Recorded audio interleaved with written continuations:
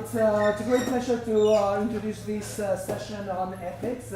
As you know, there's a very well documented definition of consciousness, which is 5. After combining supervised and unsupervised learning, we define kappa gamma, which is the definition of ethics. So we ranked all the people at CBMM based on ethics, and the two most ethical people that we could get are Matt Wilson and Max Tegmark, who will be leading the discussion here. In some of our informal conversations, we started to speculate about the notion that we are Homo sapiens 1.0 and what's going to happen with Homo sapiens 2.0. It turns out that I got it all wrong. It's Life 3.0. I just found out that that's the new era. This is a new book that's come out. On Tuesday, it's coming out. By Max Tegmark that I think discusses a lot of these issues. I look forward to reading it. I think it's going to be fascinating. It's a great doorstop.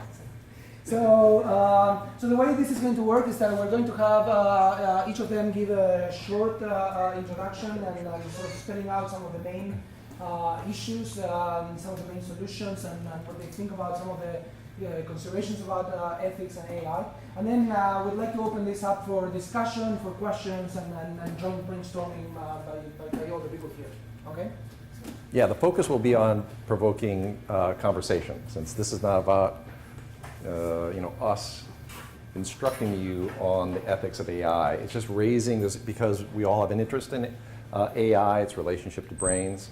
These are things that we've thought about, and this is not the first time we've done this. This is just a little white paper that I put up here that came from a similar session in one of the CBMM retreats from last year. And Max and I were also in this, and so I thought I would just kind of throw this up here because it points out some topics that we might want to discuss. And they were the kind of the easy things: autonomous vehicle, medical diagnostic, lethal autonomous weapons. These are specific applications and discussions of how should we approach these things? What are the concerns? The autonomous vehicles, should you kill the dog or the two people in the crosswalk?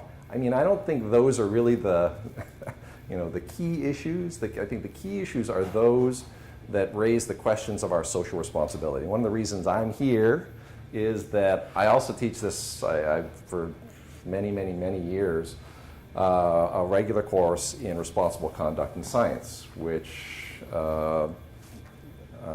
asks these same questions involving cognitive science, the neuroscience, what are our responsibilities, what are the things that we have to think about, application of our science to technology and its impact in society. So I sort of point out some of these things. There are some interesting little links that worth looking at, whether other people have talked about it. But these are some of the topics that came up in this discussion.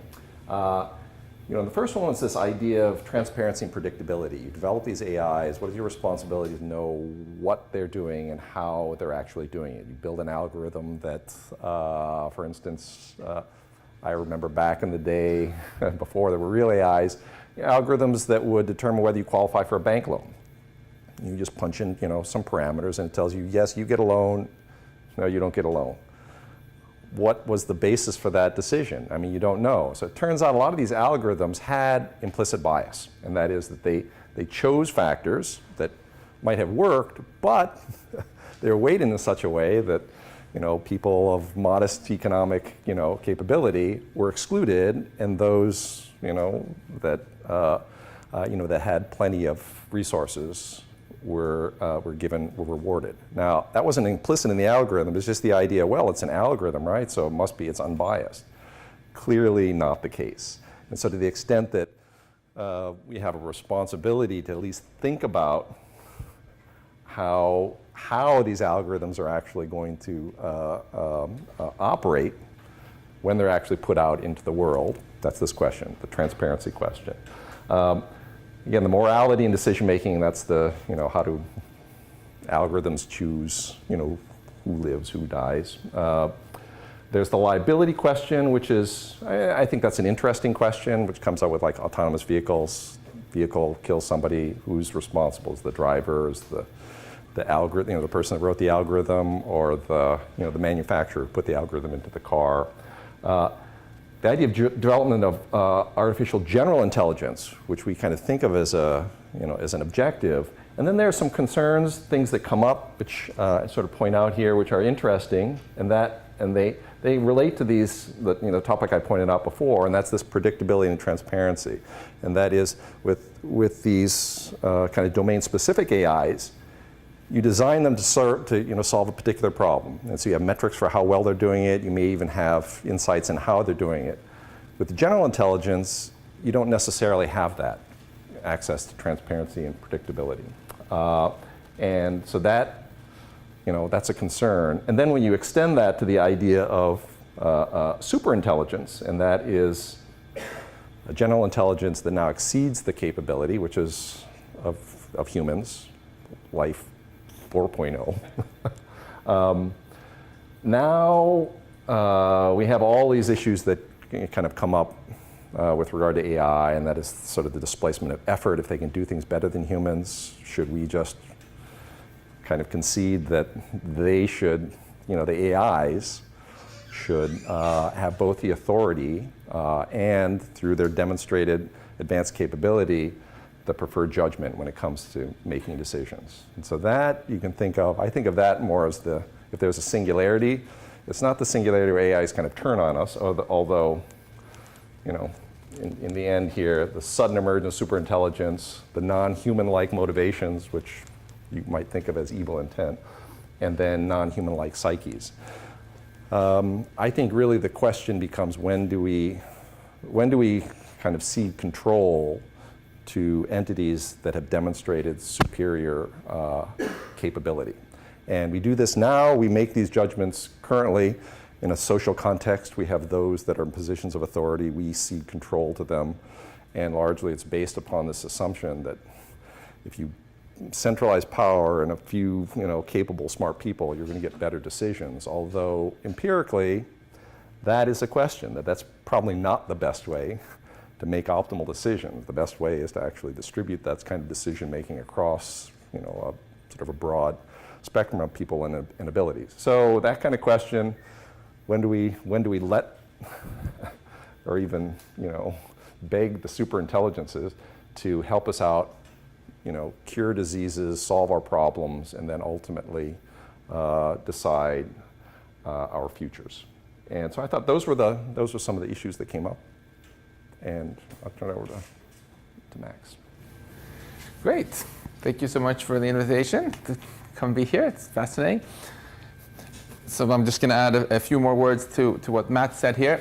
Yeah, I think of the goal of this session here as taking all the knowledge that you guys are all developing about how to understand and build intelligence, biological intelligence, artificial intelligence, and think about what you actually want to do with all this knowledge. I'm generally a pretty happy camper. Partly I blame it on my wife, but it's also partly because I'm optimistic that we can create an awesome future with technology as long as we win the race between the growing power of technology and the growing wisdom with which we manage it. Now, this school has been almost entirely focused on the growing power of technology, right? How do you figure out how stuff works? How do you make it better? Whereas this discussion here is about the wisdom part. How do you want to use this? So I don't have a white paper, but I have a white board. So I'm just going to write a few words on it. In terms of the issues that we face here, is what to do with our technology. You already summarized it very well, Matt. I'm just going to write it as some keywords in larger font. Obviously, in the very near term, there's all the stuff related to jobs. What kind of career advice should we give our friends and ourselves? In the future, is it true that technologies we build are increasing inequality? If so, what should we do about it? And so on. Then there is the question of the legal system. As Matt mentioned, can we make our legal system more efficient and fair by having robo-judges or something like that? If so, how can we make this transparent so we actually understand what our systems are doing? Do we want to go in that direction by ceding a lot of control to machines? Then there's the question of weapons. even though most of the progress so far in research in AI has come from the civilian sector, I would say, by far, most of the money is actually going into the military sector right now. The US government was just talking about putting in 13 billion more into militarized AI and so on. And there is a United Nations meeting in November to discuss whether one should try to get an international ban on killer robots, just like we banned biological weapons. But it's very up in the air. Interesting ethical arguments on both sides of that. And then there's the business about bugs. You know, how can we transform today's, I mean, raise your hand if you've ever had your computer crash on you. And, you know, maybe it was a nuisance, or maybe it was even funny, but it's less funny, of course, if what crashed was the computer that's controlling your self-driving car, or your self-driving airplane, or your power grid, or your nuclear reactor, or your nation's nuclear weapons system. And how can we transform today's buggy and hackable computers into really robust AI systems that we can really trust? It's not particularly an ethical question, should we try to make our systems more robust and less hackable? Everybody agrees with that. But the interesting ethical question is, how much of a priority should that be? Right now, until now, it's been a very low priority, right? That's why your operating systems keep crashing. Should we decide that we should shift more of our effort into this wisdom part and making things robust and unhackable and doing what we want, or is the balance kind of fine the way it is? I think that's a fun ethical question. As we look farther forward in time, comes the question that you mentioned there about AGI. Should we ultimately try to build machines that are as smart as us or smarter? And if so, what kind of society do we want to create with them? What do we want the role of who do we want to be in control, us or some sort of machines? If it's some sort of machines, in that case, how can we make machines learn our goals and adopt them and retain them, and whose goals anyway? That's a very ethical question, which cannot just be left to you know, computer geeks like myself, because it affects everybody. So what kind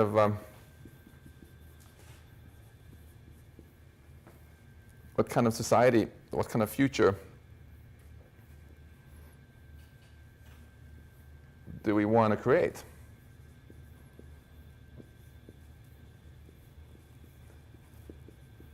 That's very much an ethical question, I think. And I get a lot of students coming into my office for career advice, and I always ask them, you know, where do you want to be in 10 years? If you come into my office and you answer that question by saying, oh, I think I'll have cancer maybe, or I'll be unemployed and have gotten stabbed, I'll get really pissed at you, because that's not a healthy strategy for planning out your future, just thinking about everything that could go wrong and trying to run away from it, right? I want you to come in with fire in your eyes and be like, this is what I want to accomplish. But then we can talk about all the obstacles and pitfalls and how we can navigate around them. And so you can accomplish your dreams. But we as a society do exactly that ridiculous parody of future planning. Go to the movies and watch something about the future. It's almost always dystopia, right? Almost always a stupid Terminator robot or some sort of disaster. I see very few serious attempts to actually envision what kind of future we want. And I think that's a really interesting ethical question too. So we were thinking, Matt and I, that this is your hour to bring up absolutely whatever you want. Maybe we can start with the things that are a little bit more in the near term, and then if you feel that it's too boring because everybody agrees, we can move farther into the future and really get a adrenaline going.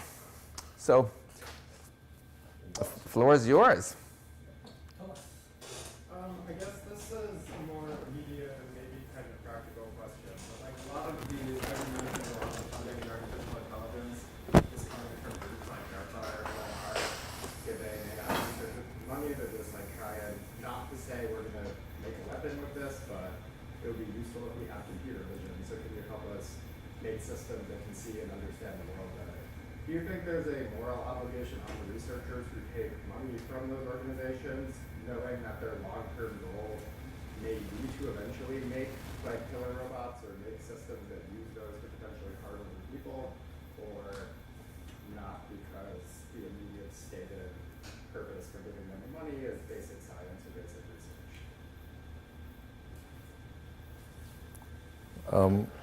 I don't know. What do you all think? I mean, Yeah. would you take the money? I mean, and why would you take it? I mean, the way the question is posed is like, you have the choice, right? Don't take it, and then what? Stuff doesn't get done, or somebody else does it. I mean, what do you think? How many would take the money? Maybe we can make this a bit more fun by adding some color to it, because it's not really either or. I think there's sort of a spectrum, right?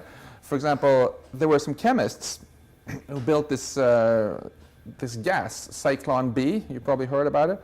And they knew full well that this was going to be used in concentration camps, but they produced it anyway. They were actually sentenced to death in the Nuremberg trials. So that's one end of the spectrum. Would you take that funding to get that job? On the other end of the spectrum, suppose you get a job designing a new little drone for Amazon's new 10-minute delivery. Yeah, that technology can maybe also be used to drop bombs sometime in the future, but in the short term, Amazon is not at all in that business. And would you take that money, or would you just decide to stop doing any kind of technology development at all because bad things could happen? That's sort of the opposite end, I think, of the spectrum. Where would you kind of draw the line? Well, it's somewhere in between, actually. So you can say there's the sort of socially irresponsible, sentenced to death. And then there's just sort of the socially agnostic, okay, this is just, it's technology is going to make my shopping easier, right? But then there's this idea of socially engaged, and I have a responsibility. This is going to be important, right? This is going to impact people's lives, and the question really becomes, not is the technology going to be developed, but how is it going to be developed, and who is going to control this? And so the question is really, do I engage and try to influence the direction and impact, or do I disengage and let someone else do it? And so, I mean, I imagine all of you, when I say who take the money, it's not like, it wasn't about the money, it's right, who would feel either, that it's appropriate to engage, or maybe even that they have some sense of obligation. Look, I have the ability to move this thing in the proper direction, maybe I should actually engage. So along these lines, you mentioned a few things like, oh, I don't take the money, someone else might. So my decision might not actually stop the progress of whatever this thing is, or I might seek control. And these kinds of feelings, which everyone has, will, I imagine, propagate progress in this field, kind of irrespective of any of the conversations we have today. My question, I guess, is broad and might apply to all of these, which is, let's say we come up with some solution we agree with for jobs, and 95% of the world agrees with us, but 5% doesn't, and continues to develop AI in a way that isn't in accordance with our ideas. Any resistance to our moral outlook on AI will, I imagine, end up squashing our well-intentioned kind of restrictions.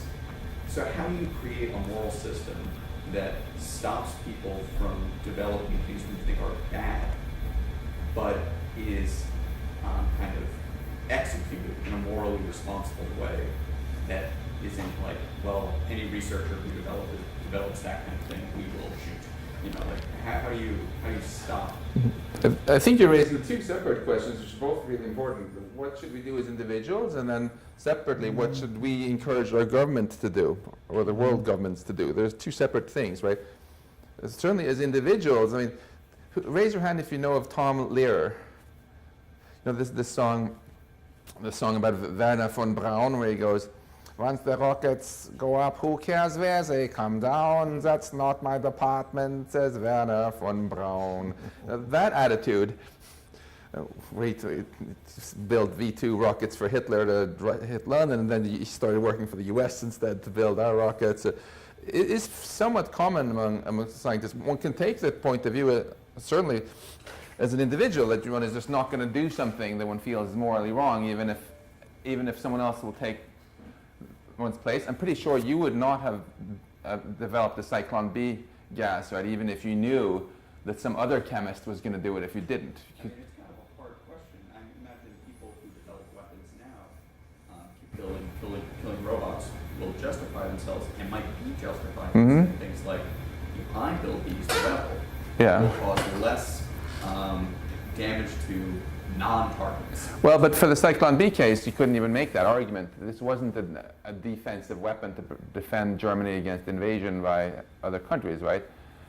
And similarly, if you're in charge of, there was a big scandal, not not among U.S. AI researchers, but among U.S. psychologists in the American Psychological Association, where it turned out that some psychologists had been working on torture, helping the CIA with torture, and in the end, there was a revolution in the APA, and they adopted a position now that says that any psychologists who do this will just get disbarred.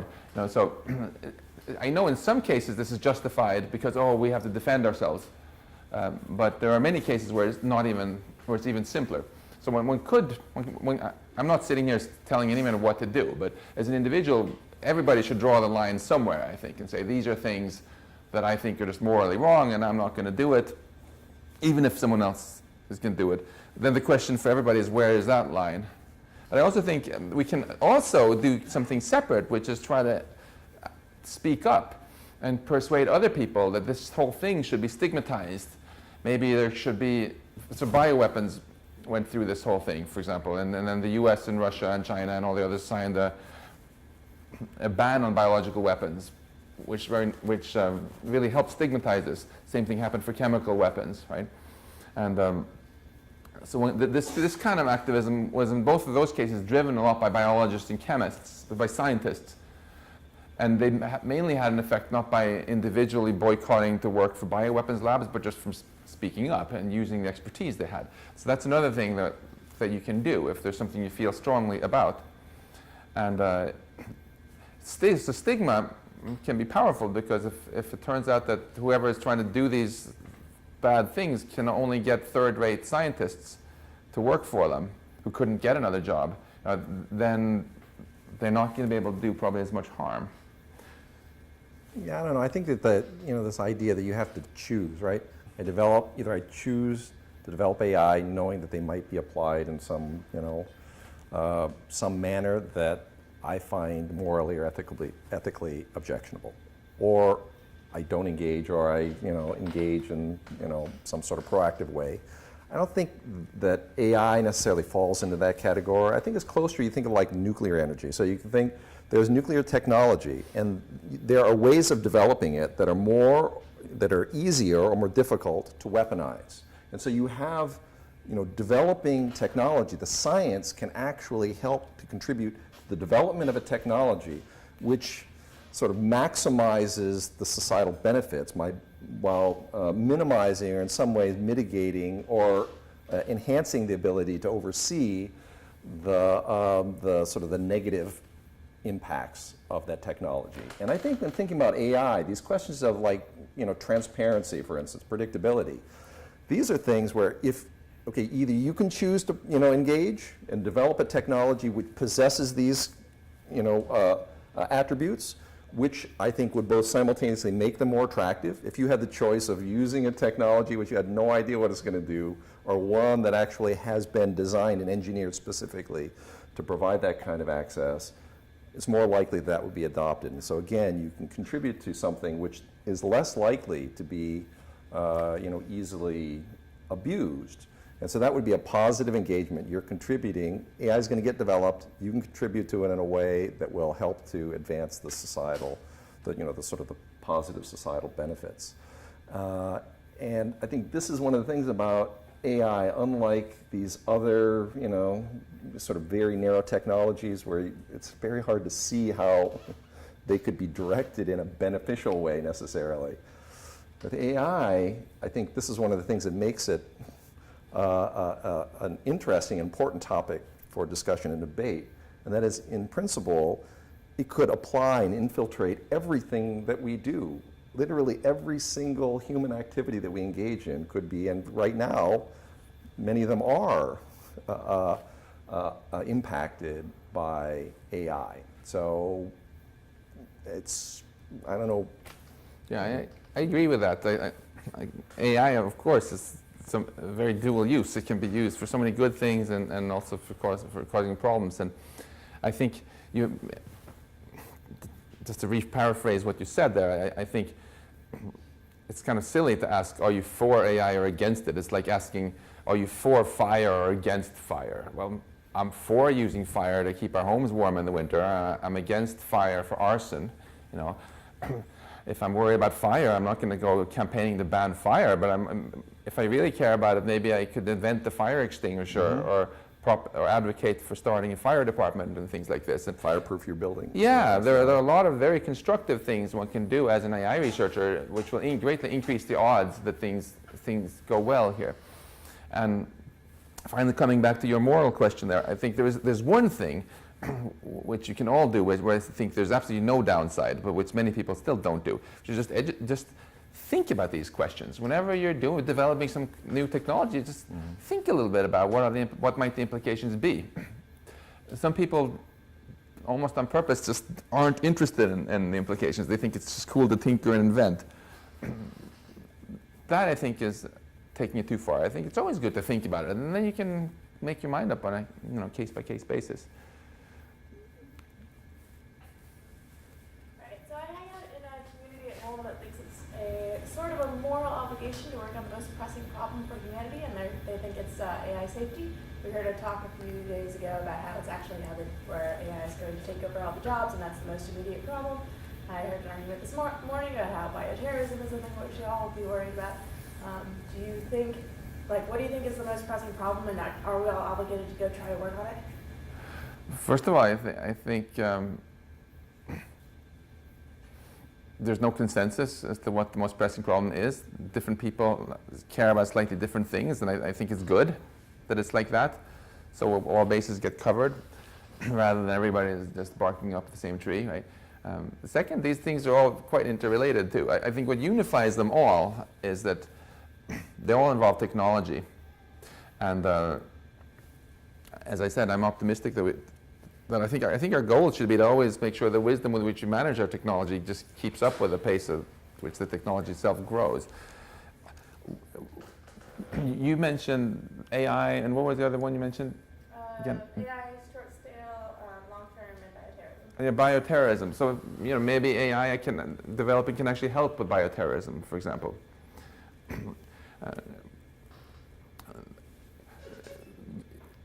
Certainly, if you want to have a better grip on what's happening in the bioterrorism area, there could very well be machine learning techniques you can use to detect that something isn't right here and someone is planning something bad. It's not even so simple that just because you only care about bioterrorism, you should ignore the rest. We've seen so many examples of how different technologies play together. So I think figure out what you're excited about and what you're good at in life, and do that. It's a quite good algorithm, but if other people are very excited about other things, you can always think about how your work can help with that too. I think the safety concern, all technology is kind of subject to these safety considerations and concerns. So it's hard to imagine that AI would be applied in a way in which people say, well, we're not going to worry about safety. We have, autonomous drones. We're not going to worry about, whether or not they, crash into people or do crazy. There will be a lot of concern, and so there will always be that kind of safety oversight, whether it's nuclear weapons, AIs, or bathtubs. There are going to be these safety concerns. I think the real question is whether or not AIs will be capable of subverting that kind of concern. Will they be designed in a way that don't allow us to actually determine or even influence whether or not they operate safely? And that's where I think the science and the engineering of AI and our obligation to ensure that they are subject to that kind of oversight. That's where that kind of comes in. And I think this is your admonition to simply not move forward blindly. If you're thinking about, okay, these things are going to be used, and we just want to, and we know that everybody's going to be concerned about safety. We just want to make sure that they can be subject to all of these oversight through these mechanisms of predictability, transparency, and that sort of thing. It gets harder when you get up into the AGI and the superintelligence, where now the their ability to circumvent oversight, because now they're not under, they are over. They are the overseers. That might be a question. But even there, I think that move is not going to be made in some sudden overnight, a flash, the singularity, where suddenly these capabilities place us in the subordinate position. So, Yeah. Leaving aside singularity and human level AI and stuff like that and staying closer to the present, let me just push back on one thing that you said there so we don't get too boring and agree on everything. Okay, I would make the claim that we're actually not paying enough attention to AI safety even in the short term. And I think the reason for that is that if you have any science, it usually starts out in the lab, people messing around, trying to get things to even work, and with no impact on society at all, and then it's not that relevant to talk about safety. And then you get to a point where it's really having an impact on society, like cars or nuclear weapons or whatever, and then people are very concerned about safety. And AI, I think, is right on the cusp of where it's beginning to come out and have an effect. And we haven't yet really fully absorbed the sort of safety engineering mentality that a lot of other fields have. It's, I think, absolutely pathetic how many big hacks there have been recently. For example, even in this country, there was more than 1 billion Yahoo accounts hacked. The US government had over 1 million top security clearance things hacked because they were cleverly stored the information on a server in Hong Kong. I mean, that Jesus Christ, it just shows that people are not making these things a priority. We've also had a lot of really unnecessary accidents which were caused by just really lousy software or lousy user interfaces. Even 3 Mile Island, which sort of killed the US nuclear industry partly, it's partly because of just really lousy user interface where there was a lamp that wasn't correctly indicating whether a valve was shut. Now, this sort of stuff, I think, is endemic. It's because we're stuck in an outdated mentality of dealing with safety. I talked earlier about we want to win this wisdom race, right, and make sure that the power of our technology is always outpaced by the wisdom with which we manage it. Well, we always used to stay ahead by learning from mistakes. That was a great strategy for less powerful tech. Invented fire, screwed up a bunch of times, invented the fire extinguisher, invented the car, screwed up a bunch of times, invented the seatbelt and the airbag, you know. So a lot of people just figure, well, yeah, we're just going to always keep doing it like that. But when the technology gets powerful beyond a certain point, we don't want to learn from mistakes anymore when it's nuclear weapons we're talking about, or maybe AGI, right? We obviously want to get things right the first time, because that might be the only time we have. And so then you want to switch into the safety engineering mentality that we had when we sent Apollo 11 to the moon. And that worked. There were a ton of things that could have gone wrong for Neil Armstrong, Michael Collins, and Buzz Aldrin, but it didn't. Why? The safety engineering. People thought through very systematically everything that could go wrong, and then made a plan, made sure it didn't happen, right? This is because people felt the stakes were too high. Right? They wanted to get it right the first time, and they succeeded. This is the attitude I think we should be having also when we let AI be in charge of our power grids, our nuclear reactors, and more and more of our infrastructure and more of our lives. And I think, frankly, we're being way too flippant about it so far. And there's actually a great interest among researchers to work on these questions to make AI more robust and unhackable. This thing that we did when we worked with Elon Musk to give out research AI safety research grants, there was a huge appetite. We were kind of blown away. We got 300 teams from around the world who asked for $100 million to do this research, which was much more than Elon had said he would give, of course. So, but now we gave out money to 37 teams around the world, many in universities like this, like MIT, doing stuff.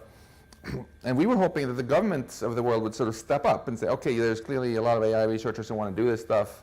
Let's just make this a standard part of our computer science funding, the AI safety research, its own field. But so far, there's almost zilch. You know, there are billions of dollars that just go into making AI more intelligent, but very little into this. And I think there's a real opportunity for making this a priority. I think it makes sense for governments in particular to fund this, because private companies, it makes sense for them to fund the stuff that they can own the IP for and make profits on in the near term. But safety stuff that's more going to be beneficial in 10 years or 20 years and is going to help everybody, you don't want anybody to own the patent on that and not share it, right? It's much better if that's done by university researchers, government funded, and then made public, so everybody can use these safety solutions. And So I think I was good at sort of a concern. There was a concern related to AI. Other people, concerns? I mean, what are the things that, Tyler? So one of the most recent experiments where humans handed over our kind of responsibilities and decision making to algorithms, one of the big experiments recently was with the financial system. And we really saw very clearly what happened when we gave a bunch of algorithms the task of making more money in financial markets. We saw the kind of global recession in 2007. Again, they did a very good job at optimizing short-term returns. They did a very bad job at stabilizing global economy. And what we saw as a consequence of that was exacerbating social inequalities, kind of not just in the United States, all throughout Europe, arguably all throughout the world. And in a sense, the people who were using AI had a certain objective. And they use AI to their benefit. Great, cool, whatever. So my question is, in light of that little experiment, having seen how it played out, and thinking about that, not just in terms of the capability of AI, but who is using artificial intelligence and for what purpose? Getting also back to the question about DARPA funds, why are we developing these algorithms and for what purpose? How can we think about increasing the amount of people who are trying to use artificial intelligence? How can we diversify the community of users and developers that are trying to use intelligent algorithms? And what can we do as a community to include more people into this project? I think those are really great issues. I mean, they're very broad. I mean, the sort of the question of oversight, and so I think that it's a great example. I mean, the financial collapse where you have technology placed in the hands of a few without the complementary oversight. I mean, so the AIs were serving the interests of a few, and the safety mechanisms were simply not up to the task. And so there you can argue either, well, the solution is don't let anybody have, don't automate, trading, or you place into the hands of people, this is through the government, the ability to apply, comparable AI as an overseeing mechanism. So better AI to oversee the other distributed AIs. That's the role of government. Government it's the arm of the people to ensure that our interests are protected against the interest of the few. Now the question of, how do you engage the public in a way? Either you have the public that says, look, the government is going to do that, so the government is just some, kind of dissociated entity. No, the government is, again, the arm of the people, and so people need to know what AI, how AI is being used, how it's developed. And this is just the general responsibility to educate people. More people should be empowered to understand, develop, and advocate for AI. And so I think part of our small mission here is to contribute in some way to the development and dissemination of mechanisms for broader, education and information of AI. But this is a small enterprise. I mean, we're hoping to, influence a few. The 30 here will influence, another 30 and another 30, and in some way, you will get the word out, and that's part of the mission. But I think the efforts to, with OpenAI and other efforts to try to empower people, not place this technology in the hands of the few, but make it available to the many.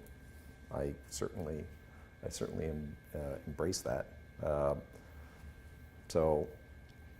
One of the trends with the housing crisis, the financial crisis, was that you had Goldman Sachs was willing to pay top dollar for physics PhD students to write groundbreaking code that people in the Securities and Exchange Commission had no idea how to keep up with. People didn't even, talk about not commenting your code. Like, there was a real structural disincentive to write transparent code that people were able to interpret and then to regulate, right? So on that hand, it was like an arms race. Yeah, so it is the arms race. And I think this idea that enforcing this transparency, so that could be something that we simply, agree, look, complex algorithms that are not transparent, the risk of their application to society is too great, and we simply won't allow that to occur. And we could do that if you were going to legislate AI. It wouldn't be to keep the technology from being applied, but to apply standards for how it's going to be applied. And I think that this is where it requires people to engage, to show how it could be done. If it just becomes some intellectual exercise, sure, it'd be great if it could be done, but we don't have any examples of that because we don't have competent people doing it. And all the examples you give, of bugs, it's not. It's really these are questions of competence. It just says this is what happens when you do not ensure that competent people are actually in charge of things. Right, exactly. And the solution to that is more competence. I agree with that. I agree with that. So three separate things you mentioned I want to comment on. First of all, you asked this, about transparency. I think there's so much value in that for so many reasons. In fact, in my research group at MIT, we're doing this big project on what I call intelligible intelligence. So if you have, for example, a deep learning system that you're trained up to do something really cool, can you develop an automated way to transform it into a system that does basically the same thing, but in a way that you can actually understand and therefore trust? If anyone in the future is interested in working on that kind of stuff, you should apply for my postdoc that I'm posting this for, or email me. Second, you asked this great question about what we can do to engage more people in these issues. I asked myself that question many times, and one of the answers I came up with is, I should really write a book that's more accessible and not so bogged down with terabytes and gigaflops. That's a good idea. So I did. We'll see on Tuesday how it goes. And third, the government. I think you put it very well there when you said that the government you shouldn't think of it as just other people, some amorphous blob, but the government is ultimately us. And you should think seriously about actually, if you care about these things, how many different countries do we have represented here, Gabriel? A lot. I don't know the number. A lot. So you should seriously consider working a little bit for your own government. I'm not saying you should give up your awesome research career and run for president or prime minister or whatever in your country, but you don't need to. There are many, many ways in which there's a huge appetite in governments generally to have people who really know technical things, for example, about technology and AI to work. And you can often rotate in and do something for 1 year or 2 years, often even on a part-time basis, some consulting without torpedoing your research career. And it's incredibly valuable for these governments. These are typically non-political appointments, so you don't have to worry about ad hominem attacks being directed at your family or any that sort of stuff. You can really, really help. So instead of complaining about governments, see if you can help your government, get more wisdom into it. So I have a concern. It is a comparison with climate change. So despite almost unanimous consensus of scientists that climate change is something happening, and yet the government is not the U.S. government this one, is not heading in this direction, and I feel that the evidence for climate change and also the way how much is understandable is much more by people that are not scientists, much more for climate change than for artificial intelligence. And I guess the problem of climate change is there are big corporations that they, in their own interest, they don't want to accept this. But this is also possible for artificial intelligence. There will be big corporations that they want to be totally unregulated to develop their own artificial intelligence. So how hard it could be if it's even for climate change. I absolutely share your concern. Of course, money and profit interests are very, of course, very often used also to try to affect the governments in the countries and not necessarily to listen to scientists. I think in AI, I personally know a lot of the leaders of leading AI companies today who are actually quite idealistic people generally, and I think the biggest risk of getting something like climate change happening on the AI side, I think, is actually on the military side. Because if you start getting an arms race and lethal autonomous weapons, not drones that are remote controlled by human, but little things that just decide by themselves who to kill, that's going to be so lucrative once the market starts to be there, that there's going to be huge lobbying for it, and it'll become very hard to stop.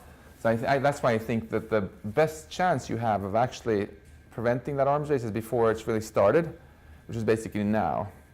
If you wait long enough, it's going to become like climate change, I think, where they will have so much lobbying it becomes impossible to stop.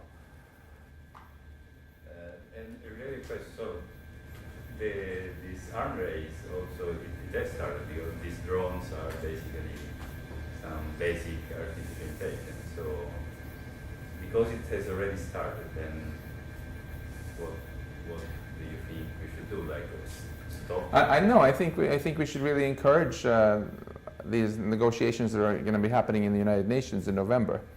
We had an open letter that came out this last weekend. You might have seen it in the news, where the CEO of Google DeepMind and a whole bunch of other people signed this letter saying we support the UN's attempts to negotiate a ban on lethal autonomous weapons and keep AI mainly a civilian effort.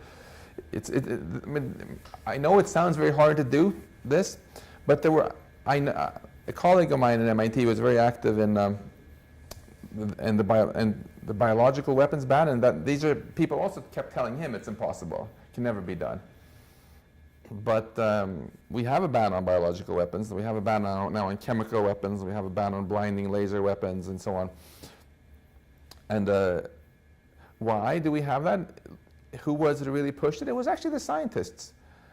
The bioweapons ban was really driven by biologists initially. And if you go ask your parents, what do they mainly associate biology with? Is it medicines or is it bioweapons? They're probably going to say medicine, aren't they? And biologists are really, really happy about that. If you ask what people mainly associate chemistry with today, they may probably think new cool materials and things like that. They probably don't mainly associate it with chemical weapons. Chemists are really happy about that. That's why they fought so hard for that ban, right? In 20 years, if you ask your parents what they associate AI with, I hope it's going to be all sorts of wonderful new things, not some sort of horrible lethal autonomous weapons. So I'm optimistic that if the researchers who really know most about this really push hard for it, that can go the same way as bioweapons and chemical weapons and actually become banned, and then AI can really AI talent can really focus on the civilian uses. Yeah, but I think this also raises an interesting question about, and there was sort of an advocacy point, and that is, how do you get the word out? And I think that that unfortunately, the climate change is an example of a failed effort, and this is scientists thinking that they can engage in this kind of public advocacy. They can change the dialogue by just through their words. And I think these emails from these climate scientists, where they their feeble efforts to try to manipulate public opinion came out. I think that did more to undermine climate science and climate policy than anything that any scientist has ever done. Just those emails. And so it's this idea that somehow we can socially engineer things through our influence and involvement. The way we engage policy in the public is through information. Yeah. That is that we, do the things that you're good at doing. It's not influencing public opinion, it's informing public opinion. It's informing policy. It is engaging in a way that says, bioweapons are bad because they can't really be, employed and controlled because the underlying nature of the science is such that you don't have the kind of control you imagine you have, and people will see, this is the non-cynical view, if you can make a genuinely scientifically compelling, argument and presentation, you have to trust that will actually have impact. And I think it's the same thing with AI. Just arguing, don't worry about AI, it's not going to impact your jobs, they're all going to be safe.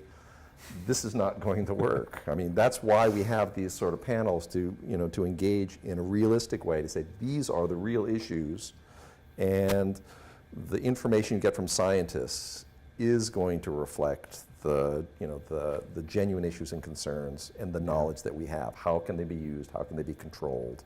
And what do we need to do? I think that's exactly right. We can't bullshit people. We can't bullshit people. And if we start bullshitting will people, we backfire. undermine our reputation Exactly, as it scientists. backfires completely. But the good news is that I think with lethal autonomous weapons, there are actually some scientific facts which are on our side. I had the fortune to get to actually ask Henry Kissinger last winter about how the biological weapons ban came about. So there was a Harvard biologist who persuaded him that this was a good idea, and then he persuaded Henry Kissinger, and then he managed to persuade Brezhnev and others that they should do this.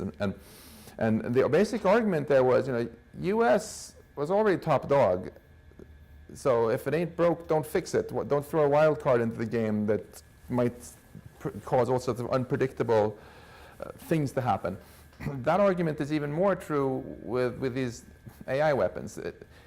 It's very different if you compare AI weapons on one hand with nuclear weapons on the other. Nuclear weapons are really expensive to buy and really hard to make, because you need to get hold of all these, you need to get hold of highly enriched uranium or plutonium or something like that, and which means ISIS doesn't have nuclear weapons.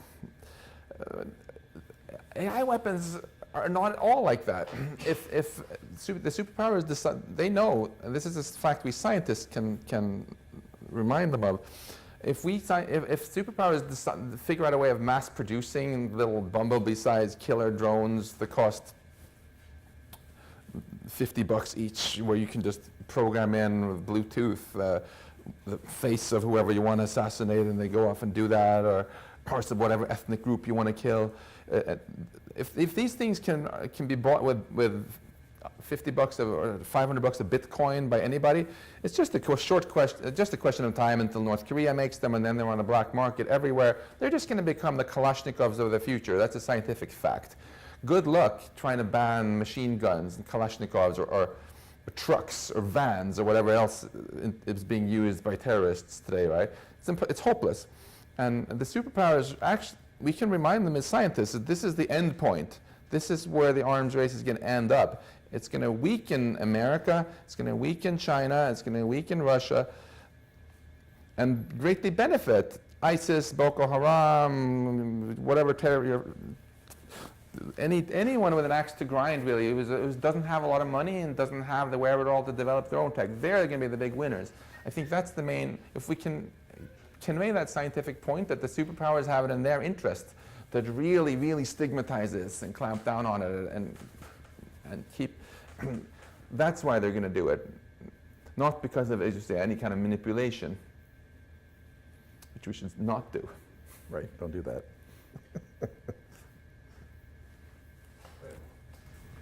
So it seems that AI is getting better, and then the question is, suppose one day AI can do very rational, good, optimal decision, whereas at the same time, for the same problem, people, because of irrationality, we made a decision that is different from the AI has been made.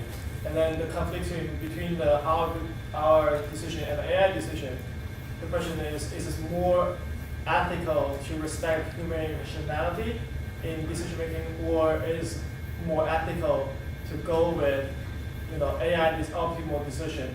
And this could even go to our daily life. From daily life, say, then I want to do something, and then my AI system tell me, no, you should do other things. So it's better, more ethical for me to make a decision, or I listen to the AI system. What do you think? What do you think? Like sometimes it's really hard because like I know I may have made some irrational movement. I know I'm irrational, so maybe I'll just go for AI. But then, you know, and you can go up and up, say if you government selection, AI tell you you should do this, but most people, because of irrationality, you will choose another as a president. So in that sense, especially you don't really know the future. Should we respect human decision because this is that we select our government, or should we go for say AI told us this is better choice? Or you could also have a third option where each individual gets to decide. Like if you're driving and your GPS says turn left, it's ultimately your choice whether to trust it and do that or not. Describe what you mean by irrationality a little bit more.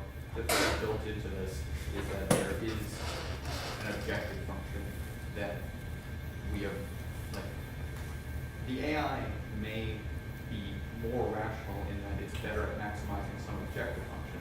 Sure. I find it difficult to find any way to arbitrate which objective function is the one to maximize. That seems like a preference.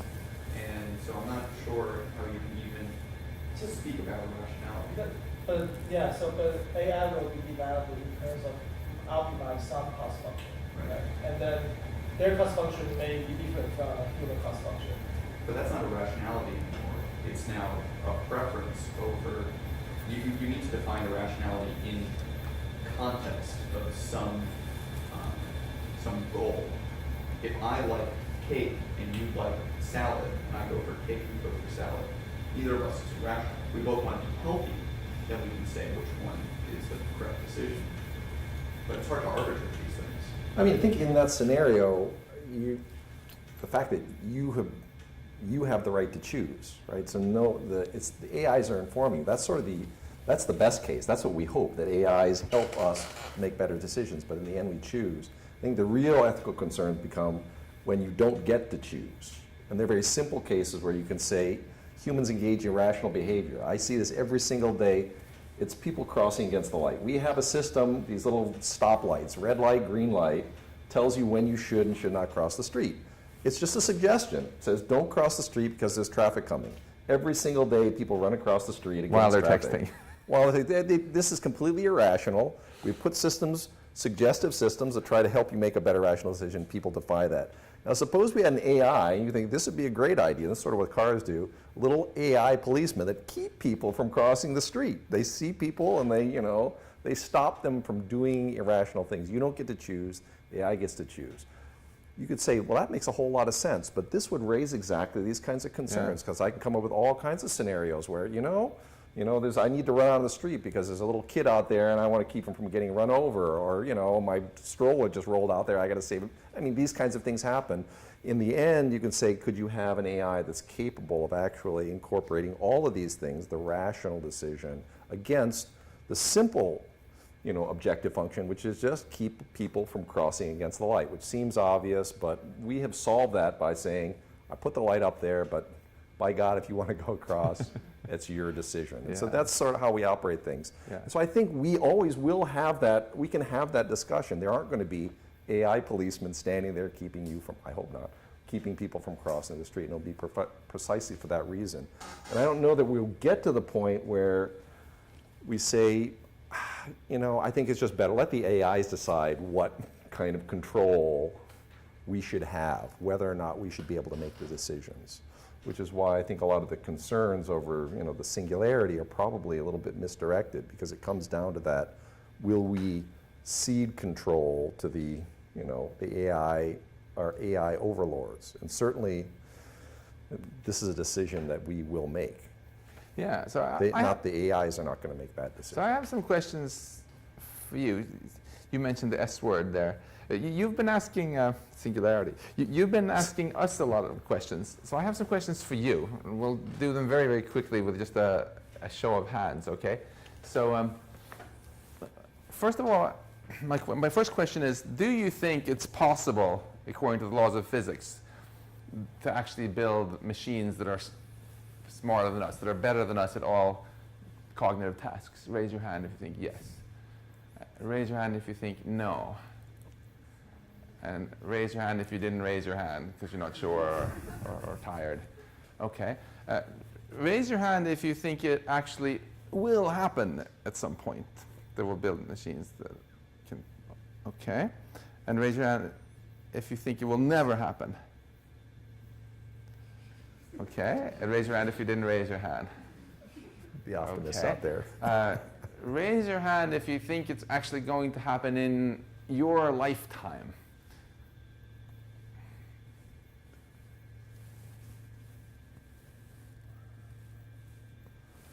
Raise your hand if you think it will not happen in your lifetime. Okay, and raise your hand if you didn't raise your hand because you're thinking about it and not sure. Okay, interesting. Okay. Now, raise your hand if you would like it to happen, if you would like us to actually develop human or superhuman level AGI. Okay. And raise your hand if you would prefer that we don't. This is really fun. You have your debates now set for over drinks. That's right. At dinner, right? Raise your hand if you didn't raise your hand because you weren't sure or still deliberating. Okay, so suppose it actually does happen that we actually create machines that are more capable than us in all tasks, basically super intelligence that are way beyond us. How would you like these to be controlled? Would you like them to be controlled? Who would you like to be in charge? Would you like humans to be in? Raise your hand if you would prefer humans to remain in charge. The super intelligent machines? Yeah. So that you have, for example, some basically enslaved God machine, and like it's boxed. You can use this thing to figure out everything for you, but you're still in control. But the superhuman definition was exactly what Matt posted up there, where it's better than humans in every domain. It's better than us, but okay. So let me flesh that out a little bit. I mean, you suppose you have a machine. It's in building 46 in your office, and it's better than humans at all cognitive tasks. Like I could ask it to write my book, and it would write a better one. I could ask it to give this important presentation, and it would do the voice. It would simulate a video image of me, and it would speak much more coherently than I do. And you could do anything better. You could ask it to, but it's still in his office, and he has the power to plug it off. It's not That's the connected to the question. internet. Who flips the So switch? it can't break out and take over the world or anything. But if he asks it, hey, tell me about the stock market tomorrow, it'll give him all its advice, make him the richest professor on campus. And so it has all these capabilities, but he controls it. So that's one option. Humans in control. Another option would be that you let this AI be in control in some way or another, and hopefully programming it so that it shares our goals and takes good care of us somehow. And then, so you can have other options too. Who would prefer some sort of version where humans are still in control? We haven't really defined control, though. But in this case, Simple controls. Who throws a switch? it's in your office. You can do switch it off if you Who want. throws a switch? That's control. Okay. Who would prefer that this machine, since it's so much smaller than us, it's in control? Okay. I don't know what control is, There's though. so much like division between the haves and the have-nots, and so if you give all the haves the ability to have these machines that can tell them everything, and the have-nots don't have the ability because they don't have the financial resources, then that's just going to increase this divide between like the have and the have-nots. But I disagree. That's the accessibility question. That's a different. Then they can autonomously continue to be corrupt, which is something Didn't you bury Yeah, but if they're better than humans in every domain, they can teach themselves to not have those biases. This is what happened. Yeah. This is a wonderful question. My hidden agenda with asking these questions now towards the end was not that I was going to tell you any kind of answer because I don't have it, but rather to provoke really awesome after-dinner conversation, because it's a really good, what both of you said there is, I think, really important and interesting. Access to it. I think that's probably the And, biggest question. Trumps all these other questions. It makes a big difference if it's the Dalai Lama who controls it or Adolf Hitler who controls it also. And so, great after-dinner discussions. How do these question responses compare to other groups you've done?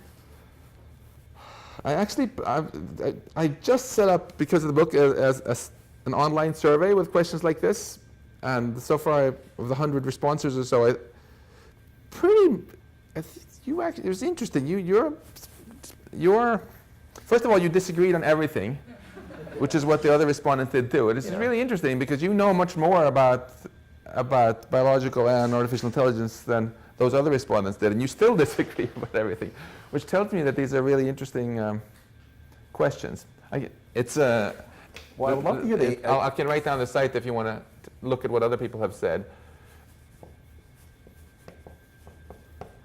I think right now it just has some stuff about the book, but come the weekend it's going to actually have the survey where you can continually see, and also look at people's comments and why they think. I mean, I don't want to put anybody on the spot, but I think it's really interesting when you ask the question of who feels that, that these kind of super intelligence should not be developed. And there were some people, anybody want to throw out their thoughts? I mean, you're in a course presumably that is whose objective is to advance the effort to develop precisely such intelligences, and you're here. So, any thoughts about what are the fears? What's that? Maybe. I'm just curious. I mean, they're obviously, these are perfectly legitimate concerns. Yeah. And we don't want to be just cheerleaders. We're super optimistic about how intelligent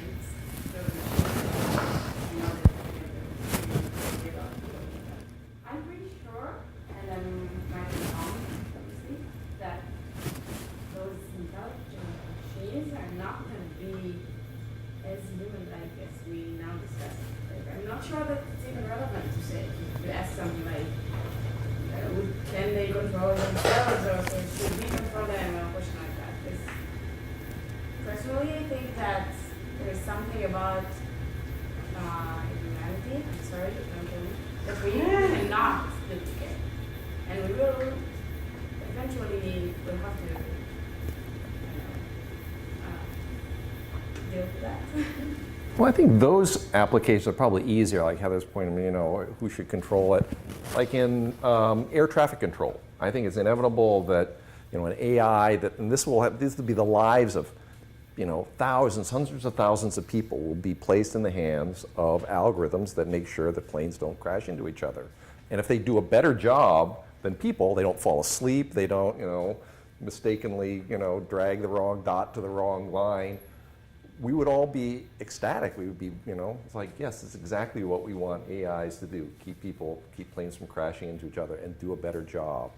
Now, but that's because they're not doing what people do. I mean, they are doing a job that people do, but they don't have any of the liabilities that people have. They're not human-like. They're focused on that. Gabriel? So I think that's a good example, and sort of following up on that, the last question that Max wrote, and I know you, Max, have been thinking a lot about what kind of society we want. So can you say a few words about, there were a lot of concerns about bad scenarios, but you started by saying, well, what are the amazing things that we can do, and what's the amazing future that we can imagine? What are the fundamental challenges for the people who will have the technology and the know-how? And you cannot answer what do you think, because I'm the moderator, so you have to answer. Oh. What kind of society do you want? And how can AI get us there? What kind of society do I personally want? Maya is my witness. Actually, I wrote, the book is a series of thought experiments, among other things, about different, as broad a spectrum of futures I could think of, from pretty horrible ones to ones that a lot of people that you might really like. And you're my witness, there was not a single one of them, even the ones that I tried to make sound really cool, that I didn't have at least some serious misgivings about. So, We have misgivings about the present. as well.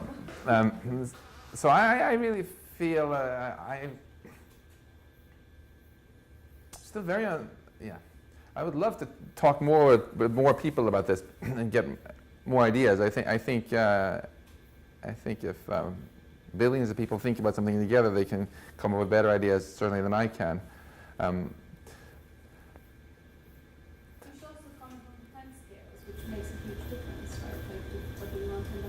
ideas was Yeah, in the very, that's true. In the very short term, like for the next 3 years, 5 years, I would like to see I'd like to see the National Science Foundation, the big funding agencies in other countries saying that AI safety research is an important research field. It's going to be a real priority. It's going to be given serious chunk of funding, just like other branches of computer science.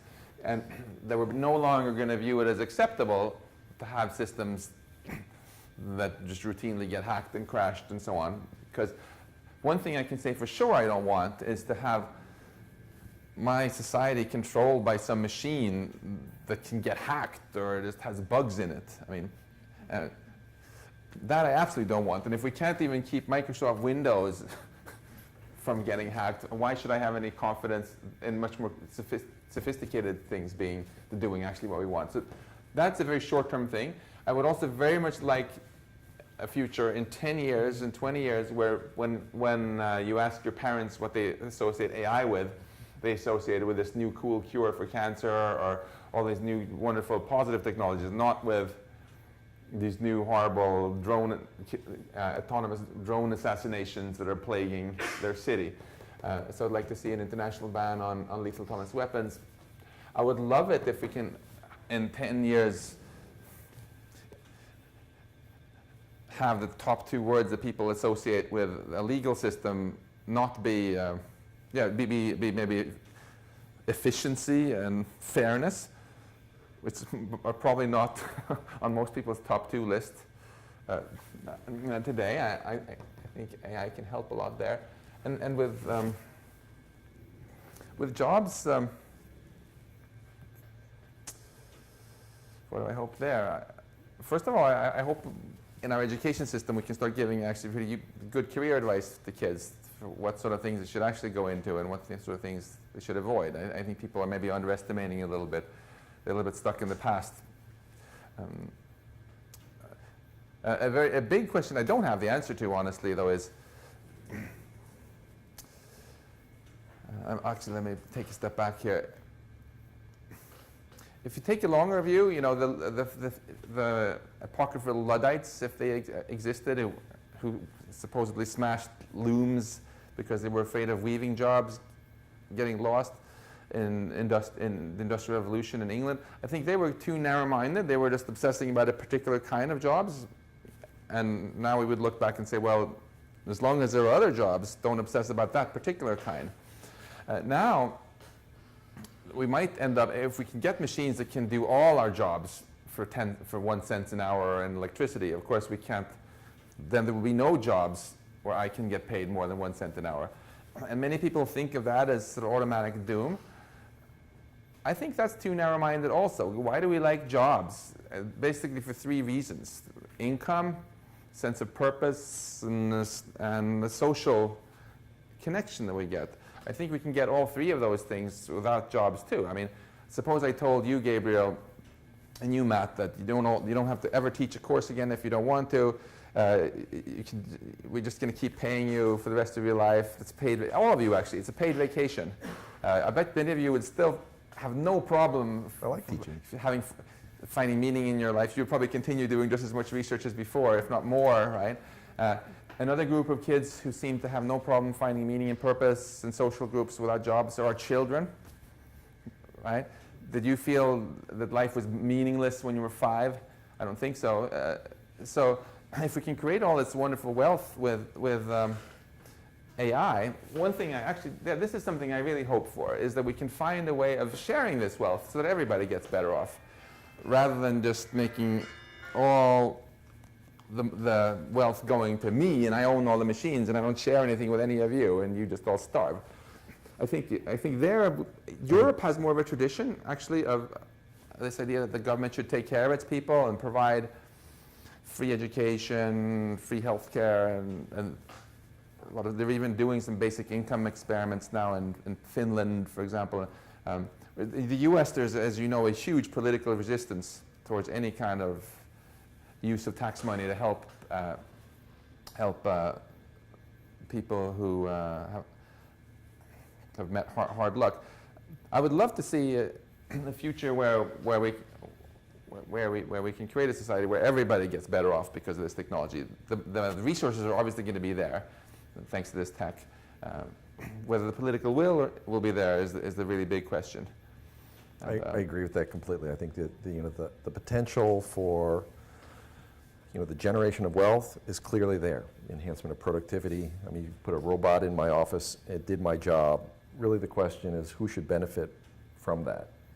And I think you wouldn't think of that as displacing my effort. It should complement that, and everyone should benefit. So it's wealth distribution. Who benefits from the from the windfall that will come from this technology? yeah. I think the question of the better society, where do we see AI making contributions? It's exactly the points that you make. In biology, what do you think of? Bioweapons? You think of medicines. You think of those things that actually advance the well-being of people. And you think AI, where would it be applied? It would be applied in areas where people, where there are concerns about the well-being or safety of people. Cars are the most obvious example because you have, tens of thousands of people every year killed in accidents that are largely due to the insufficiency of human intelligence in navigating vehicles. So if you have algorithms that can do better, it will save people's lives. The example I gave with air traffic control, where you have lives that are at stake, these are obvious places. Have the AIs save people's lives. Medical diagnostics, you have people that, even more people die as a result of the fallibility of humans. And if you can have algorithms to do a better job, these are things that we all would advocate for. And of course, you would want to have these concerns, make sure they're safe, they're transparent, but that would be that's the better, life through AI that I see. Do you think that we've talked a bit about human cost functions. Do you think that there are any inherent contradictions within human cost functions which will become problems if they were crystallized in code? Not necessarily. What do you mean by a human cost function? Sorry? What do you mean by a human cost function? So Our values? People have different goals from AI. And there's disagreement about that. But even within a certain person, if they could make an AI that would magically do all the things that they wanted, those things might not actually be compatible. Could you give an example? Say that we were asking an AI to maximize happiness for the greatest number of people, and at the same time do something else, say preserve the Earth's environment. How do we capture these things? And do you think that since AI is a magnification of our own ethical system, our ethical system has to be very good for it to be magnified without running into problems. Do you think that there's going to be any issue there where we say, this is what we want, and the AI says, okay, and then we get a society that we're really not very happy with, or the AI says, sorry, that's impossible? I think there are some parts of your question are very hard to answer, some are very easy. The hard part are, first of all, whose values are we even talking about, right? Is it your values, David Rolnick, or is it the leader of ISIS values? Or it's not like we have a great consensus on Earth even as to what direction we want to go. And even within a given country, right? This country, for example, there's very strong differences of opinion. So for that reason, I think we can't just leave this conversation entirely to AI researchers. We have to focus, see what can we reach consensus on. The easy part of your question, I think, is are there some constructive things we can already do, which are much better than the status quo? And I say absolutely. I think we tend to focus so much on the differences we have in values and forget that there are a lot of things that we pretty much all agree on. Like, for example, when I call it sort of kindergarten morality. Like, if you're an aircraft manufacturer who makes passenger jets, you do not under any circumstances want that airplane to fly into a building or a mountain, right? There's absolutely no reason today why it should be physically possible for the pilot to do that. Yet, that was possible during September 11. It was also possible for Andreas Lubitz, this Germanwings pilot, to set the autopilot to fly at 100 meters, through the Alps, even though the computer had the whole topography map, right? So if someone had spent 5 minutes just thinking about that, they could have just put in a little AI system that raises a red flag, and just switches over to autopilot, disables all pilot input, lands at the nearest airport. I think there are a lot of very low-hanging fruit like that that we can put into our technology already, reflecting at least those values that pretty much everybody agrees on, and we would already be better off. Also, a lot of industrial accidents, for example, happen just because the machine is so dumb it doesn't realize that this is a human and not an auto part or something like that. That's not something that there's a big ethical controversy about. So, you got a question? Yes, I have a question going back to think about shops and let's have equality. What would be a strategy to guarantee that the development of this technology can go to an equality in all over the world, because they are going to be guided by human interests, and human interests do not tend to equality?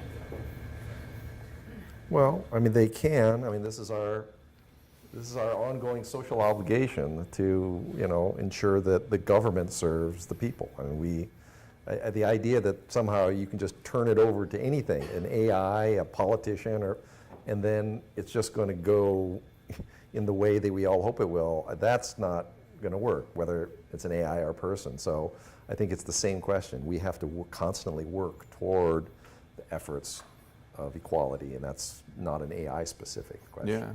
Yeah, this is Max's engagement. I mean, you got to, I think this is great question. I agree with what you said there, Matt. And if you look at the statistics on inequality, in the U.S., for example, the GDP of the U.S. has, of course, grown pretty steadily for the last 100 years. But if you look at the actual income in real dollars of somebody in the U.S. without the college education, it's actually gone down since 1970. They're actually poorer now than their parents were.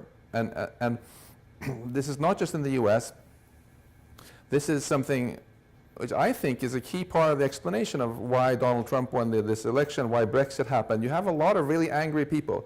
And I think it's important to understand that a key part of this anger actually comes from the fact that they really are feeling that they're worse off because they are. Right? Then maybe they'll get then maybe opportunistic politicians will take advantage of the anger, but the anger is real. And why is that? Why is the inequality growing? Of course, there's a lot of different opinions, but my MIT colleague Eric Brynjolfsson, who is an economist in the Sloan School, has done a lot of research showing that actually technology, in particular automation, is a key driver of this, because what's happening is that a lot of middle-class jobs are getting automated away, and the people have to switch to lower-paying jobs. And he thinks that this is just going to continue and accelerate with AI. So this is sort of a wake-up call also. I think if you want to have a flourishing democracy, you can't have too much inequality, because then you just get so much raw anger there, and people who haven't had the opportunity to even get good enough education to really constructively participate in politics and stuff, and you get big problems. And rather than just twiddle our thumbs until things get worse, I think this is the perfect wake-up call to really try to reduce inequality. He and other economists have a lot of very concrete ideas for how we should do this, which have been so far widely ignored. But I think we should listen to them. Other? Two last questions. Yeah. Casper, Tyler, yeah. So one thing that we haven't really touched upon, and I think is, well, it's important if we're talking about things like regulating AI, and especially when we're talking about weaponized AI.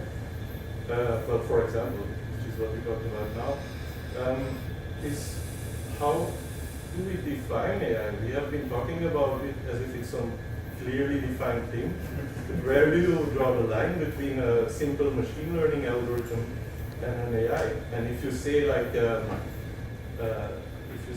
against weaponized AI, like, maybe everybody will be against using autonomous drones that might decide on their own who to target and whatever. But I guess machine learning algorithms are already used by the military.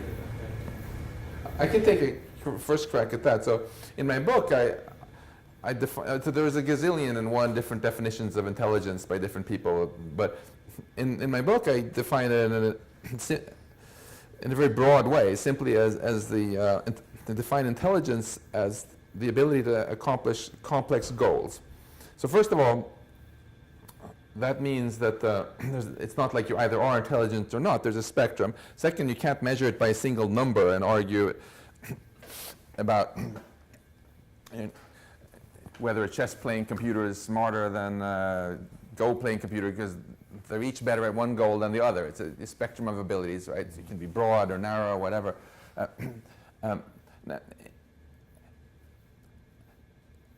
don't think it's so interesting to quibble about whether something has high enough intelligence that it should be called AI. But when it comes to weapons, I think rather the million-dollar question is there a human in the loop or not in the decision to kill somebody?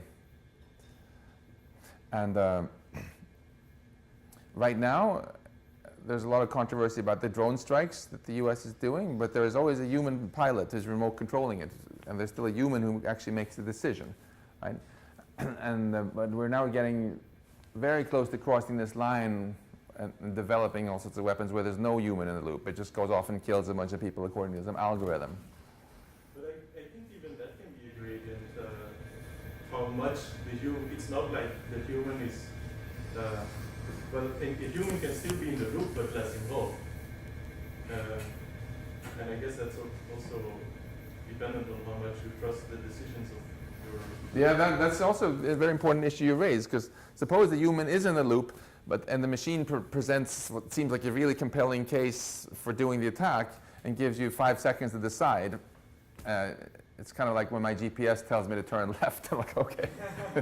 And we've already had some unfortunate outcomes of this. For example, there was a US warship in the Persian Gulf where the computer said you're being attacked by an Iranian fighter plane or descending towards you. And the Captain Rogers, gave the order to shoot it down. He shot it down. It turned out, raise your hand if you've actually heard about this. Yeah. It turned out to be an Iranian civilian jumbo jet with about 300 people who all died. And that's obviously not the sort of outcomes we want to see more of in the future. So if there is a human in the loop, it has to be a human who's properly in the loop and is actually given correct information and given the time to make the right decisions in that case. Otherwise, it's, as you say, useless. Gilad, last question has to be a positive one. About how do you define the weapon? The army could use to find terrorists. Okay, I predict from Facebook profile that you are a terrorist. On one hand, the same technology could use by the government to find people that against its policy. So you would take part in this research and how you define like what AI are you using? Like, I don't know. There are very hard questions, and Gabriel wants us to end on a positive note here also. I think the advocacy that we in the AI community are doing for a ban on lethal autonomous weapons, what we're actually saying is we don't want to micromanage the whole process and try to solve all these difficult questions from the get-go. Rather, if there are negotiations that actually take place at the UN, they're going to discuss exactly your questions, like how do you define exactly how do you inform, how do you do verification, how do you enforce it? That's why negotiations are called negotiations, because there will be a big process with hopefully very, very thorough discussions about all these issues to try to come up with with something really good. At this point, what the AI research community is mostly saying is just, come on guys, start that process. Start those negotiations. Tyler, are you sure it's positive? Yes. Super positive? It's asking for encouragement, yes, and good ideas. Quickly, go. So for all of, and for the near future, the kinds of inferences that machines are able to make is more or less a direct function of the kinds of data that they receive. And if you feed a machine biased data, you will get biased inferences. If you feed a language learner a corpus of data which is gender biased or racially biased, you will get gender and racially biased results and outcomes. Specifically, you're talking about making better laws, right? I am really excited about that idea. It would be hard to create worse laws than the ones that we have in this country. How can we, but for the foreseeable future, the statistics of the training set will directly relate to the statistics of the inferences that we make. So how do we begin to create the kind of data that we need to create the kinds of learners, the kinds of inferences that will make the decisions that we feel like are going to lead to more optimistic futures, more egalitarian futures, etc. What kind of public-private partnerships are necessary to make those data sets? Say something quick and optimistic, and I'll say something quick and optimistic. And then No, I mean, I think that this all comes to this transparency and predictability. You have to know what's actually going into these. And the first thing to note is that it is a function of the data that drives it.